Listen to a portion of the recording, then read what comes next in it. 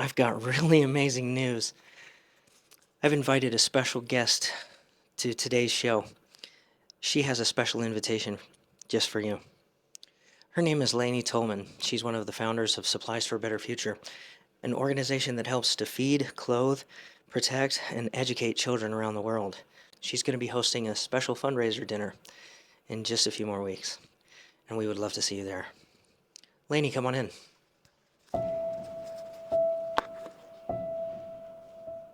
Okay, thank you so much for coming, Laney. So excited to have you here. I can't imagine anything more important than what you're doing. It's really quite incredible.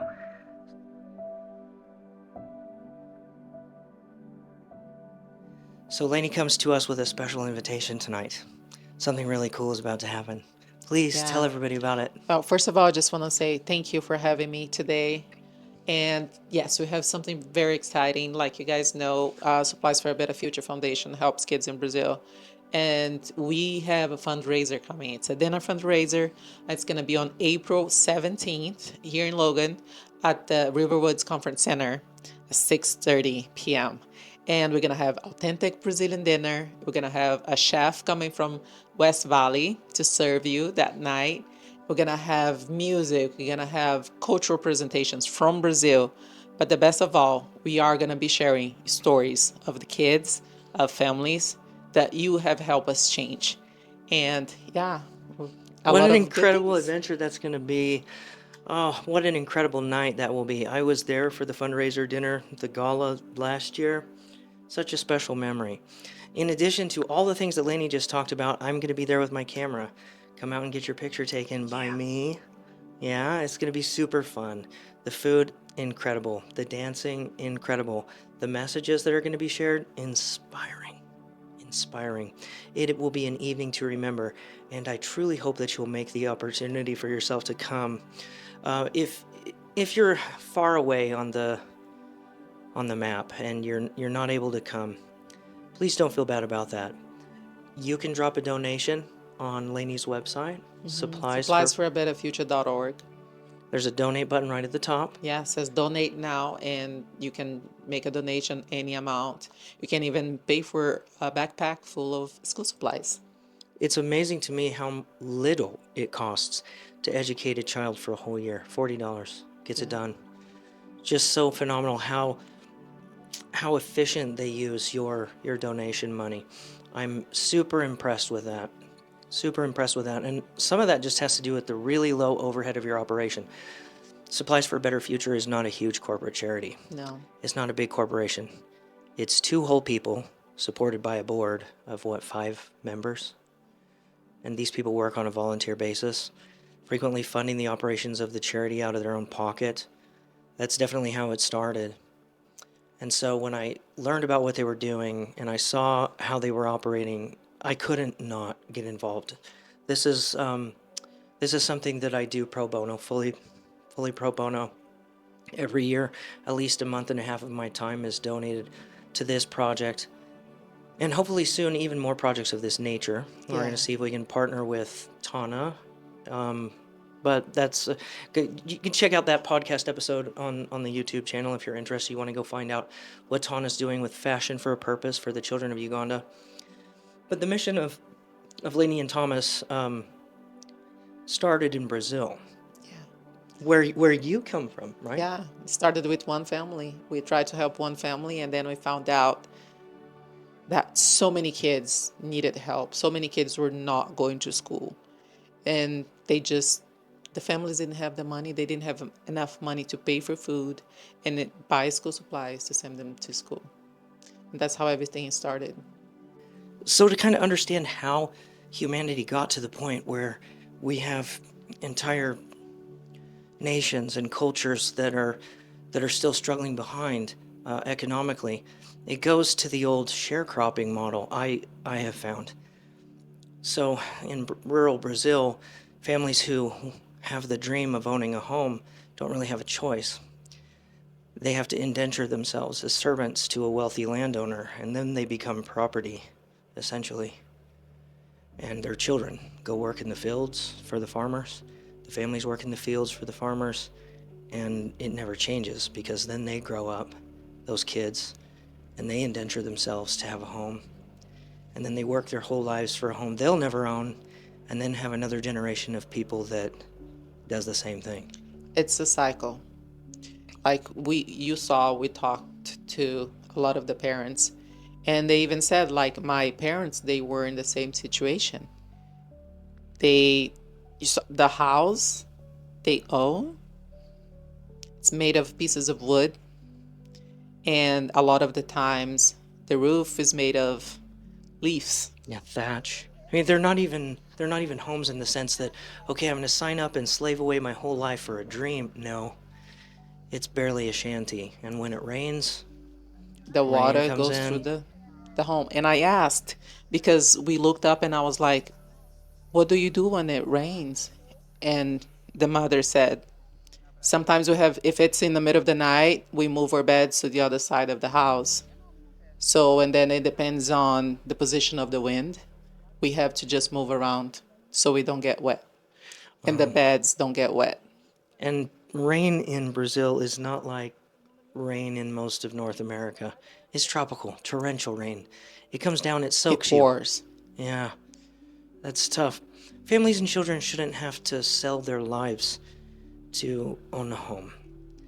And the way out of this whole situation is education. Education. So when I learned about the mission that Laney and Thomas, her partner and co-founder, when I learned about their mission, I was just like, why are you taking them pencils? Don't they need food? Why are you taking them backpacks and glue sticks and rubber erasers and notepads and school supplies, pencil sharpeners? And then I went to Brazil with them 2 years ago for the first time, and I saw what they were doing, and I understood why. Yes, they take food, and when their plane lands, they spend a day getting from the airport to the remote areas of Brazil, to where these kids and families are in the remote areas, and then they go buy food and they take it to the kids. Sorry, I'm kind of stumbling over my words because I'm emotional about it. They take these supplies to the kids, and then they also take the school supplies. And I was struck in my heart to see the reaction that they received when they came. It wasn't one of just like, hey, thanks for the food. The families saw what Laney and Thomas were bringing to them was a new life. And the parents and the kids. And they receive you with hugs. Remember the hug that you received from that many. little girl? Yeah. That she wouldn't let you go because she was happy and she was so thankful that you were giving her something. You gave her your shirt that day. I did. So we went to this family that was on your schedule. And we had the supplies and we had the clothing and everything for the family that was there. But there was a little girl who didn't live in that house who was there visiting. And unlike you might expect a child to behave, she didn't throw a tantrum that there wasn't a backpack for her. She watched quietly while her friend received a backpack full of school supplies and food and clothes. And she didn't say a word, and I saw her, and I'm saying to Thomas and Laney while we're there, like, there's something for her too, right? And they're like, no, there's a list. There's a list. There's a name on everything. Everything's accounted for. And I told Laney, I'm not leaving until she has something. So I took off my shirt. I put it on her. And she hugged me and she wouldn't let go. Yeah. Yes, Thomas and Laney and their on the ground friends and partners there went back and made sure that this girl also received supplies. But the special experiences that we've had down there, firsthand seeing in person, I can't put to words in any way that is ever gonna convey the way that you might feel if you were there. But we've endeavored in the last 2 years in going down to document very thoroughly what's happening, to take photos that we could bring back and share with news agencies and news media, around the area here where Thomas and Laney are based in northern Utah. We've got them on Fox News, and we're hoping to get them on more television programs to tell their story as well. But we brought back even more materials this year with video.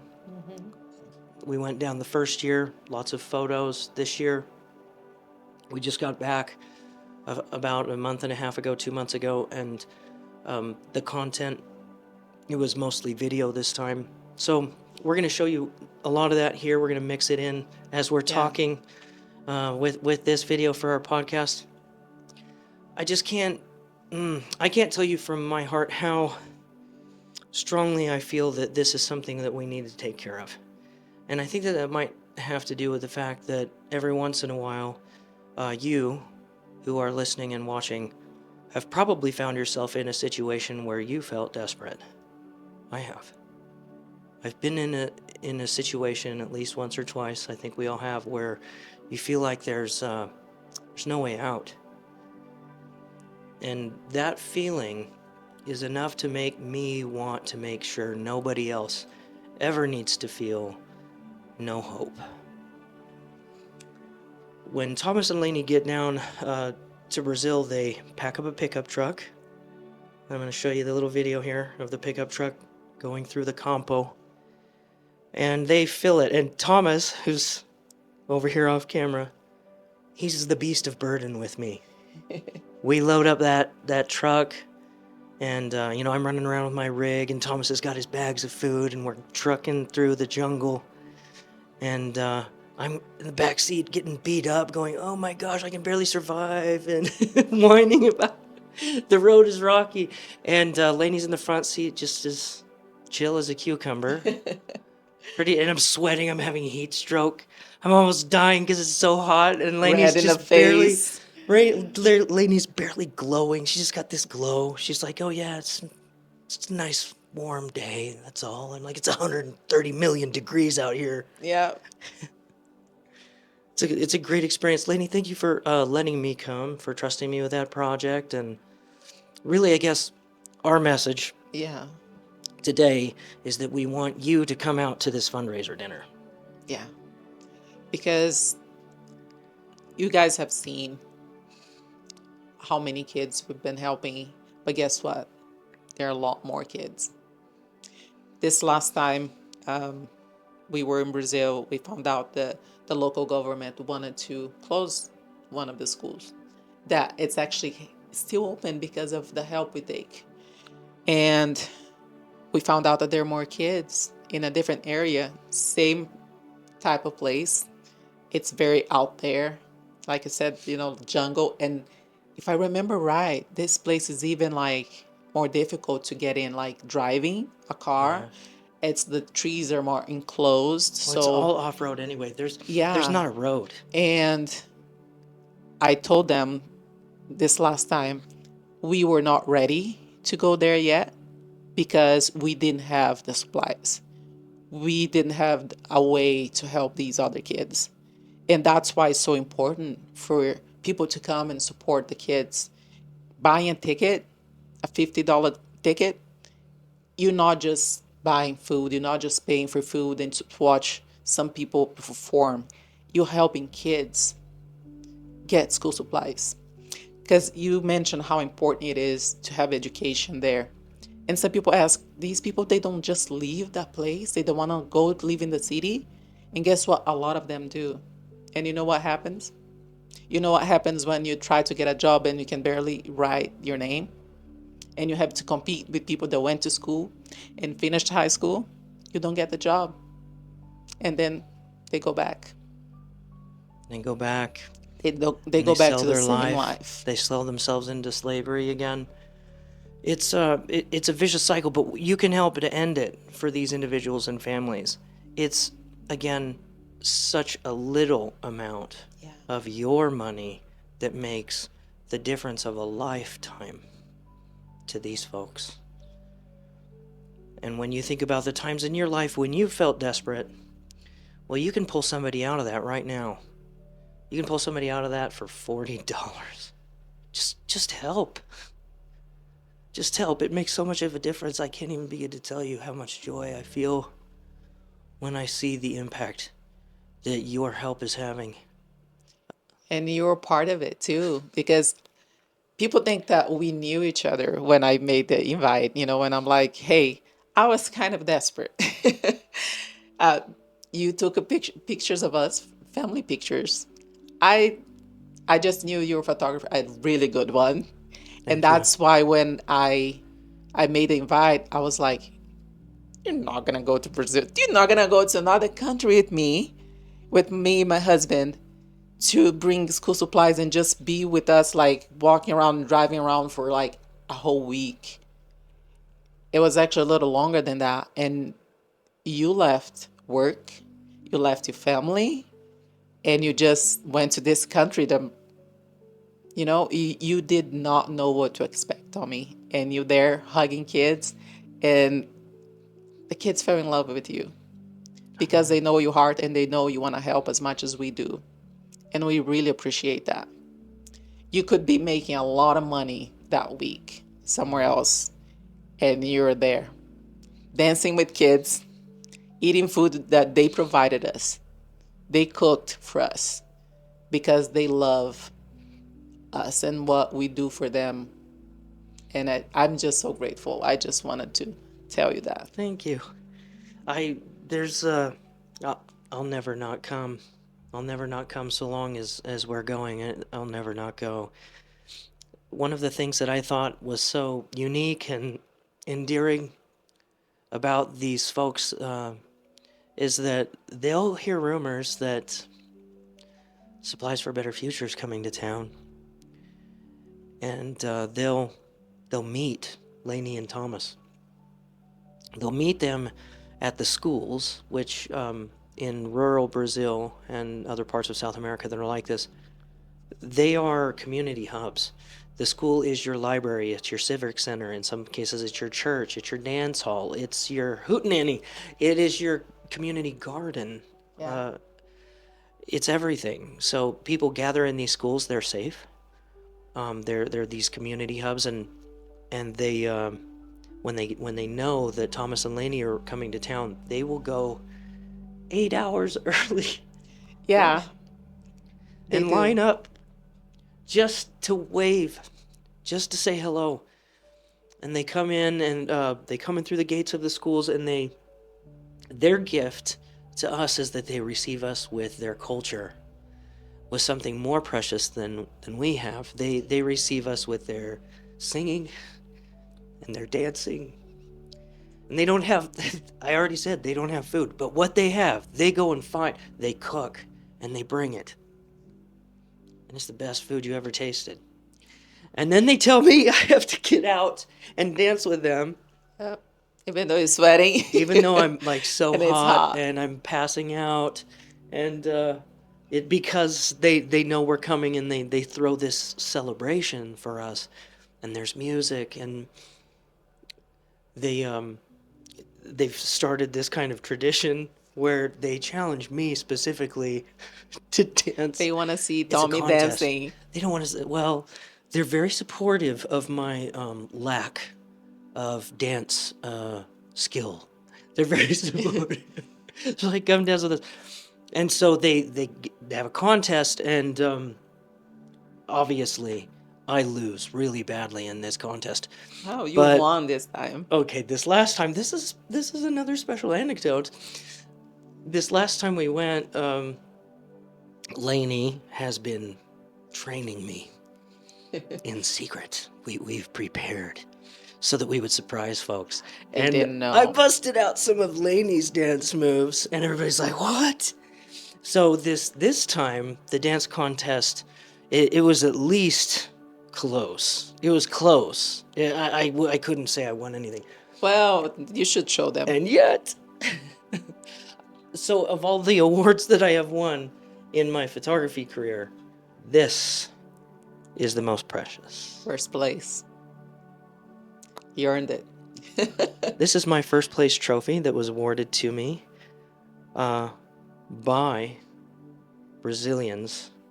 And this sits up here on the windowsill here in my podcast studio to remind me every day of the the things that really matter in life.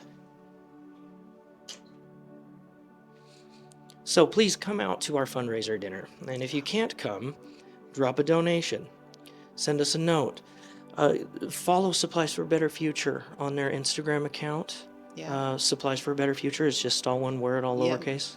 Follow them, watch their socials. They're also on Facebook. Yes. Supply for a Better Future Foundation on Facebook too. And watch the videos.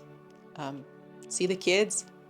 Look at their faces and how grateful they are for the little we take to them every year. And like you said, you have a community garden where kids are learning how to grow their own food and take that home. So every little bit helps. And Thomas and Laney want to do more. They want to send more trucks out, more people, help more kids. And your participation, your support, your financial commitment, no matter how small, it's all helping to meet that goal of lifting the children of the world, helping the future generations of the world to have a better future than we had in the past. We're giving them hope, giving them everything that they need for happiness and the pursuit of their dreams. One of the things that I like to share about this was something that Thomas shared with me. Now, he doesn't know this, but I'm going to invite him to come and sit in my chair and tell this story because I want him to say this story in his own words. Thomas, I'd like you to share this story about the question, the little exit interview that you have kind of done with the kids whenever you have gone and then you're leaving and you ask them these questions. You know what I'm talking about, right? Yeah. Come on. Oh, so here's you're Thomas. You're going to get me emotional over here already. I've already been crying over there listening, just with the memory. When we first went, you would ask the kids, well, what do you want to be when you grow up? And when we first went, it was, I don't know. I'll probably do the same thing as my dad's doing or my mom's doing. And over the course of the last 4 years, here I go. Their answers have changed. They've evolved. And we've got little boys and girls that want to be lawyers, doctors. There's a little boy that wants to be an astronaut. I don't even know if Brazil has a space program that he could be a part of, but it's just like, yes, go chase that dream. Go chase it. So that's the biggest impact and tangible impact that I've seen just by bringing the school kids.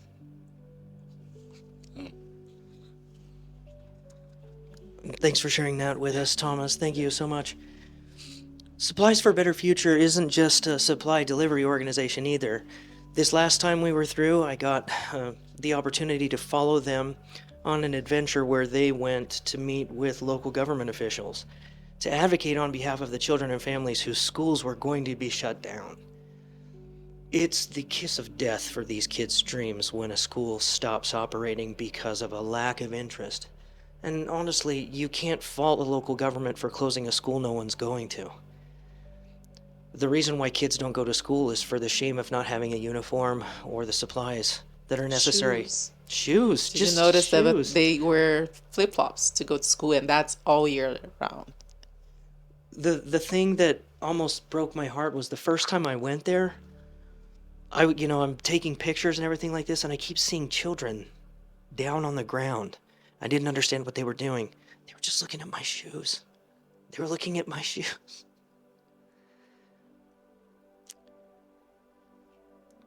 The government can't be permitted.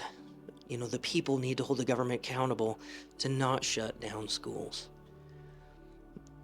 For Thomas and Laney to be able to come in and say, you know what, keep the schools open. We're going to put uniforms on the kids. We're going to bring them the school supplies. We're going to make sure that the school has the resources it needs. You just keep it open and keep the buses going. And it's a challenge. Those kids, they get up really early and they get back home really late. They have to ride those buses for so far. Yeah. So far. And again, there's not roads. This is trails at best. And these kids make such tremendous sacrifices to just show up. Yeah, this is the mission. Thomas and Laney, they go to South America. They actively advocate for children. They work with local government officials. They're bringing food. They're bringing clothes. They're bringing medical necessities and hygiene products to young women who otherwise have nothing. And now we even bringing mental health support because they don't have resources for that. It's also an unfortunate reality that in the middle of nowhere, it doesn't come as a surprise that there's not a lot of law enforcement. So people with bad motives are often successful in hurting children. And sometimes even their own families. This is another thing that Thomas and Laney are getting involved with to help make better. Can't undo what's happened in the past, but it's definitely their hope, their mission, and their objective, and their every effort to be working to stop those kinds of abuses from happening. So we'll probably want to talk about that, provide an update on that in future podcast episodes. As it stands right now, it's my understanding that those efforts are very new. Yeah. Very new. So hopefully in about a year, when we go back this next year, that we'll have some positive updates for you on developments that have happened in that direction.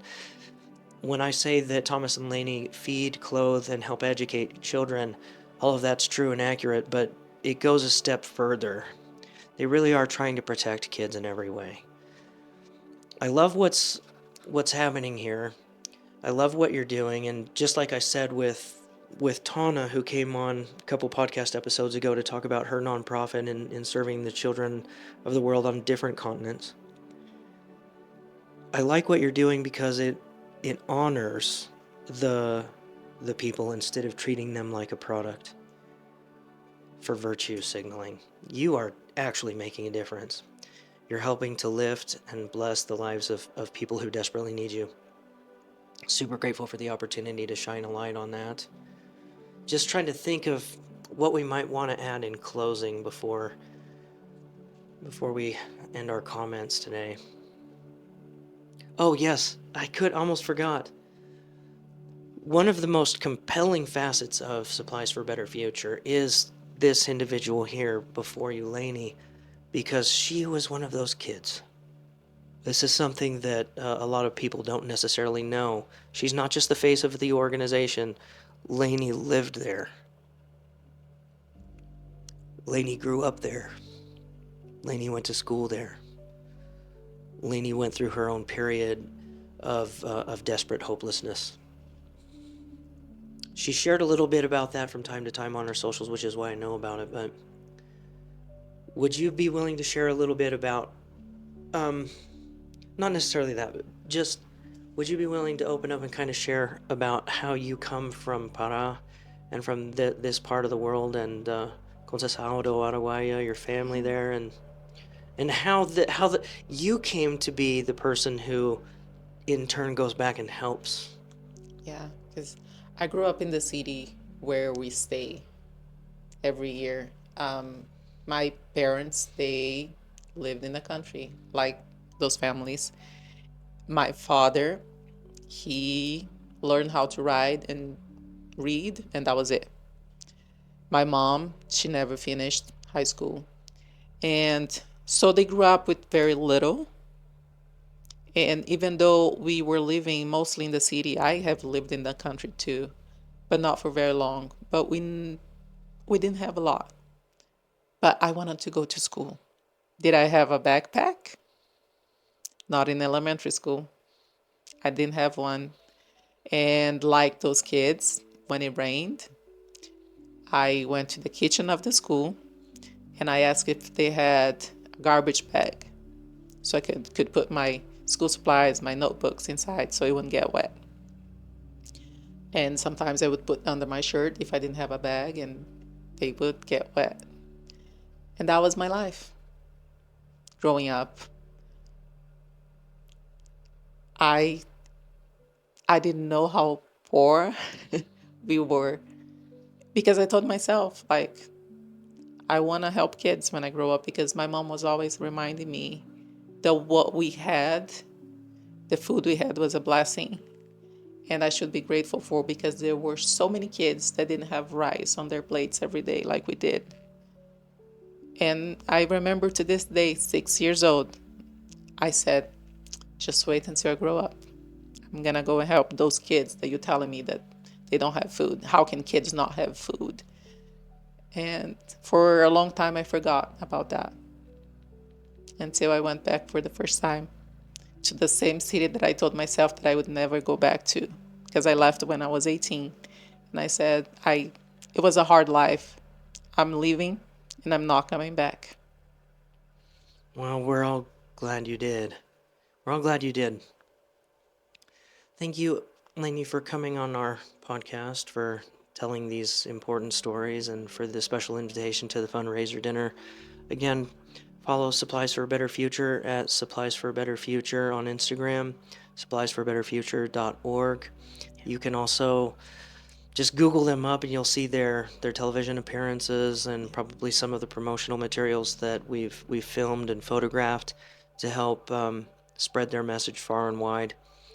If you feel motivated to get involved, please send them a DM. Talk with them about how you can support their cause. They're so welcoming. And again, Get your ticket. get your ticket. Oh, April 17th. you want to get that ticket now, and I'll tell you why. There's not actually very many places left. It's No. first come, first served. There's a certain number of plates, and once they're sold, they're sold. Yeah. So if you want to come, you need to get your ticket ASAP. Just reminder, we did sell out last year. So we're getting close. Standing room only almost, so hurry, get your ticket now, do not delay. If you can't come, make your donation, and we will see you on the next podcast episode. Thank you for joining us at the ShutterSpire Industry Podcast. Thank you, Laney. Thank you, Tommy.